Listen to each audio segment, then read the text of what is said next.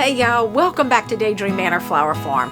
I live in Zone 9 in South Louisiana, and I gotta tell y'all the screw up I did. Welcome into the stem shed. Like everyone else in the nation, we are getting ready for this blast of Arctic air that is about to hit us. Okay, a couple of things. First of all, yesterday it was a high of 73. Then we get down to 25 within the same 24-hour span. So for those of you who have never been to the South or to South Louisiana, let me just say this. We don't do well in cold. We are not good at it. We suck at it. Not even gonna lie. Y'all, and then God forbid it rains and it turns into ice, we've lost our minds. We have no idea how to navigate the world when that happens. Now look, you give us hurricanes, floods, we got you, boo.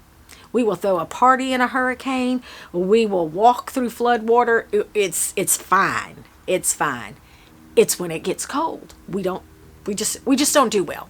So with that being said, we are trying to get everything ready on the farm for this cold weather. Even though we have been down to actually the low 20s a couple of times already, it's going to go colder than that here. So there are just some things we need to do. Mr. Daydream's taking care of them right now. I'm so excited too because he finally figured out a good system for the frost cloth. We had to use it over the last couple of weeks. We've had a lot of high winds here. Like, we didn't have that many high winds during hurricane season this year. So I guess last year, I should say. I guess we're getting them all now. So we have been trying to figure out a good system for the frost cloth. Because again, I didn't want to put it up, take it down, put it up, take it down. Because we don't stay cold long enough to leave it up for days on end.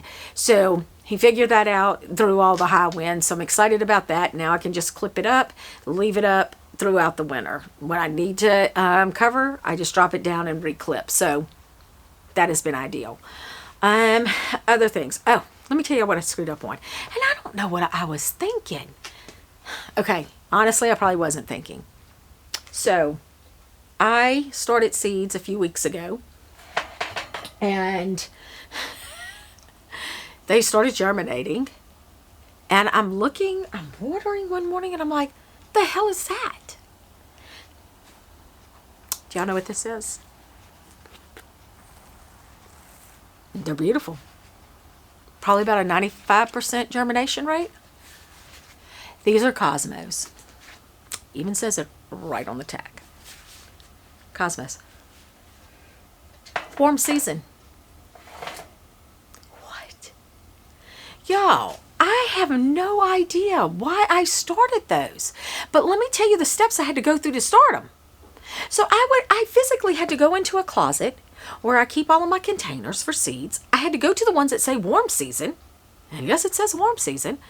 Open it up, go through the warm season seeds till I get to the cosmos, pull that out, bring them out into the stem shed, and start them. And label them.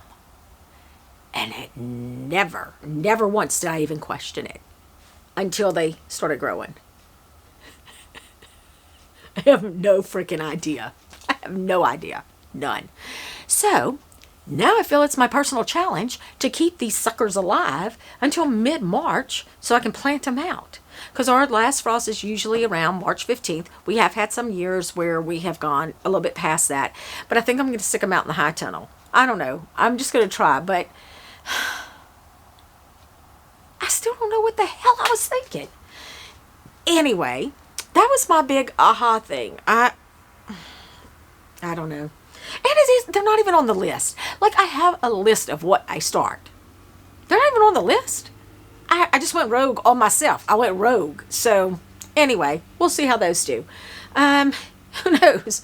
I do know, like this morning, so I was a little worried about some of this with it getting so cold, but when this morning the temperature outside was 24 and in the stem shed it was 45, so we're going to be fine. And I'm not worried about some of these new seedlings because I have a lot of eucalyptus that I started, so we'll see. Here's also your friendly reminder. I have my t-shirt on that says, don't look under the frost cloth. This is the time of year when it gets cold like this and we're covering. Don't go look. I will tell you, you go look and you get sad and then you get worried and it's like an emotional roller coaster, and those seedlings are going to be fine. They're going to be fine. Just don't look. They'll be fine.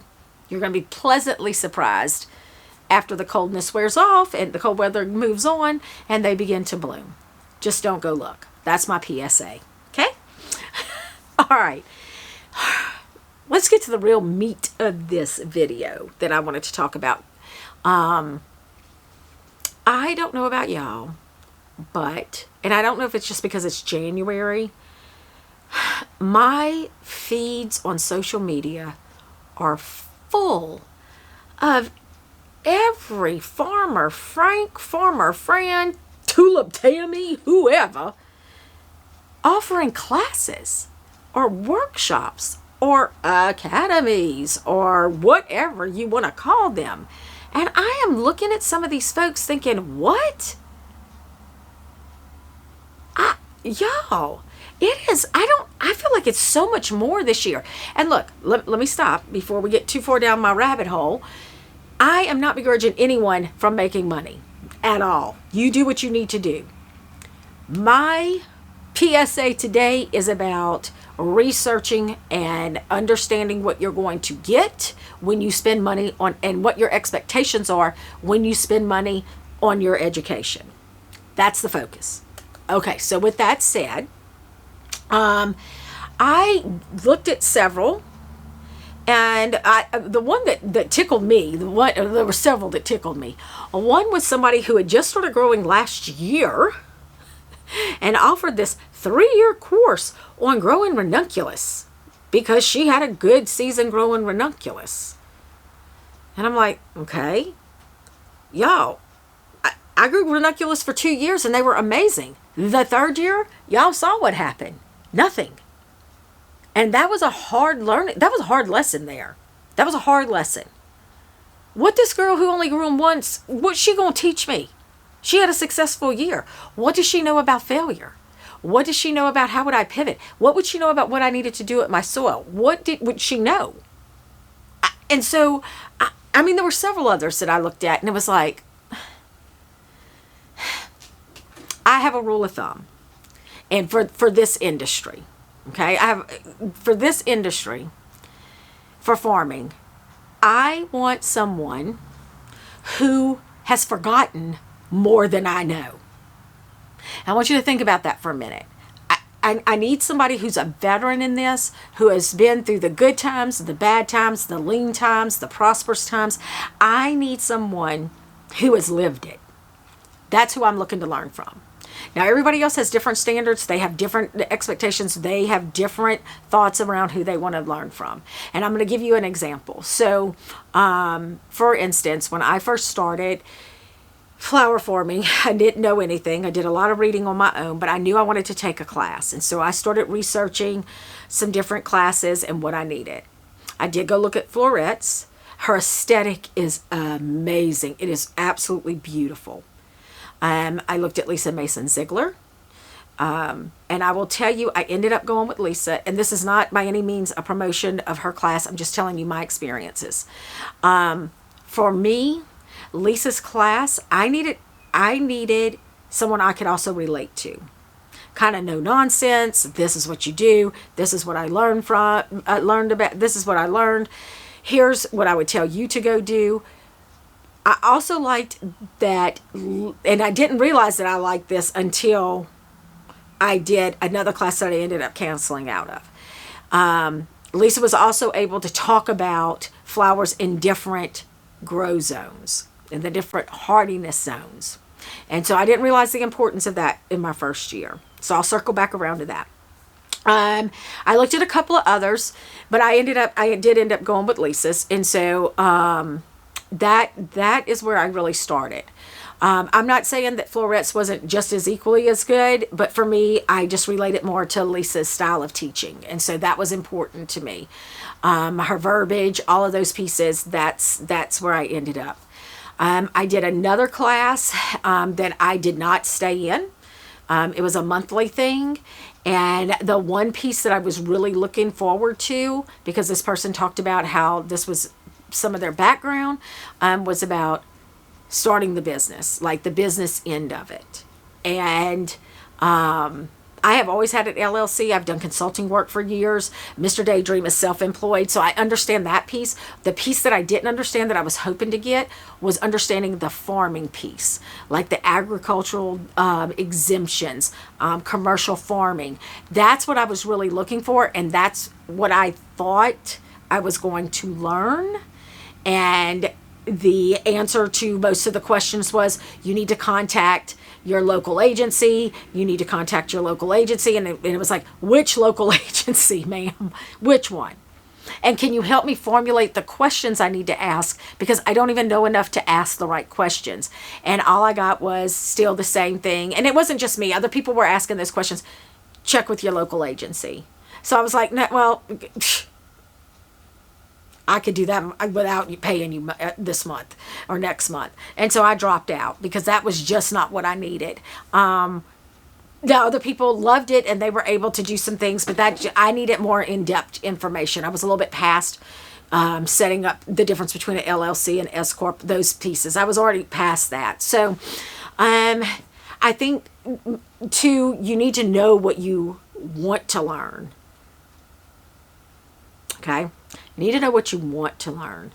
Like in that instance, I really wanted to learn about that farming piece, setting it up, even down to like if I was doing QuickBooks or Excel spreadsheet, those pieces, like how do I find out, do I talk to the clerk of court? Is it the assessor? Who is it that I need to reach out to first? So that just wasn't what that is what I needed. That was what I did not get. So got out of it. I have taken Dave Downing's bulb class. That was, I'm referring to that constantly. That has been really good, especially since I want to get into lilies. I replay his lily piece over and over again because he goes through all of the bulbs. I took Val's class for the amaryllis, forcing amaryllis. I'm not going to say it was cheap, but it was very affordable. It was within my budget because, again, I have a budget. And I made that money back in ACEs this year. So very happy with those. I think, and I don't know if people are just jumping on the bandwagon because I see some of these folks who have been in the business 10 plus years who are coming out with, there is a book coming out that I am looking very forward to doing, to getting. I've already pre-ordered it. And so I'm excited over that one because I do believe I've watched her Instagram stuff and I think she has a lot to offer. So I'm excited about her book. I just want you to be careful about where you get your information and ask some of those questions up front. Oh, here's another one. 2 of them. One, there was a class where, just grow these 5 flowers. You can be highly profitable, yada, yada. One of those flowers we can't grow here. They just don't grow well here. And that's peonies. I'm not going to go set up myself for failure with 4,000 peonies in this acre of land over here because they're not going to grow. So I was like, well, okay, do you have a substitute for peonies that you would recommend that we could grow that would give us that same value? The response was, you need to figure out what grows well in your area. Well, no, crap. Okay, yeah, I know that. Just asking because you're touting these 5 crops. So, okay. And then I was like, okay, but Dawn, you're not her. You're definitely not her audience. And so I was like, okay, moving on. The other one was, there was a whole post about plugs versus seeds. And if you're not buying plugs, you're wasting your time. Well, whatever.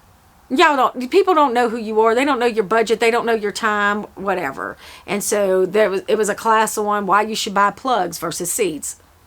I'm not paying you for that. No. So there's just a whole bunch out there. Be very careful about where you spend your money. That's what I'm here to say. You gotta figure out where and who and what you want to spend your money on. when I said that about Lisa Mason Ziegler, about talking about the different hardiness zones everywhere, and she can answer those questions based on what zone you're in, and she will tell you, here's what I would do. Don't know if it's really gonna, may or may not work, but here's what you should go try. So I realized that for another class I had signed, I had taken a little free class, and like the questions kept coming up, and someone would say, well, I'm in this zone, what should I do? And the pat response again is, well, you need to go look and see what grows in your zone. Well, I'm glad this class is free, because you've told me nothing. You ain't told me anything I didn't already know. So be careful. I will tell you right now, where I am getting the most of my education is with my flower farming group. So if some of you who are new here, we are building this collaboration of flower farmers that are in probably about a 30-mile radius of me. There's like 7 of us and a florist. We have another florist that we've invited, and we all grow in the same area, and we are learning from each other. Some of us have been flower farming longer than others. Some of us farmed other things. Some of us did other very different things on their farms. So we're all coming together and we're learning from each other. And that has been the most valuable. In fact, tomorrow I am hosting a luncheon, a brunch for the ladies, and we have two or three things on tap. We're going to talk about one. We are comparing lists to know what each other is growing, so that we can lean on each other in the spring. So if one of the flower farmers is growing, let's just say snapdragons, and I'm not going to grow any, and I want snapdragons for a bouquet, I'm going to go buy from her. Instead of a wholesaler, I'm going to go buy from her. And so we're pulling together to look at that. We actually have a guest speaker that I'm excited about, and I'll give you more information on that after in the next video. She's with one of our government agencies who's coming out to speak. But we're also talking about what is it we want to go learn, and who are we going to bring in to do those talks. So one of the things we were very interested in, all of us as a collaborative, is soil health. And learning more about soil. We grow in just clay here. And so we want to learn more about building up the health of our soil. So we are on the look to see who we can bring in over a lunch, a brunch, a dinner, whatever we decide. We each take turns hosting something and having that speaker come in and teach us. So that's where we're really learning. I'm not really up to spending money to spend it. One, but, and I'm not saying I can't learn from somebody else who lives in, I don't know, pick a state, any other state but Louisiana. I'm not saying I can't learn from somebody else. Obviously I can, because I learned a lot from the classes I have taken. But right now in this season, literally, in this season of growing, I am looking for more information about my own area, not just generically.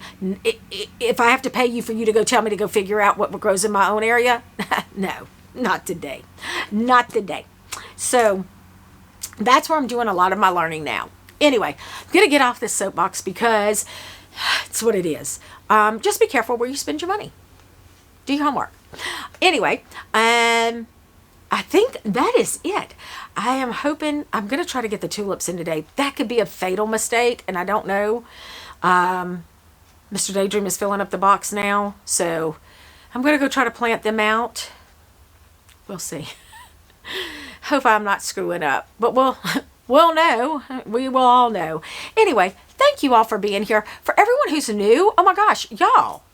I don't know how you all found me, but thank you for being here. I certainly appreciate it.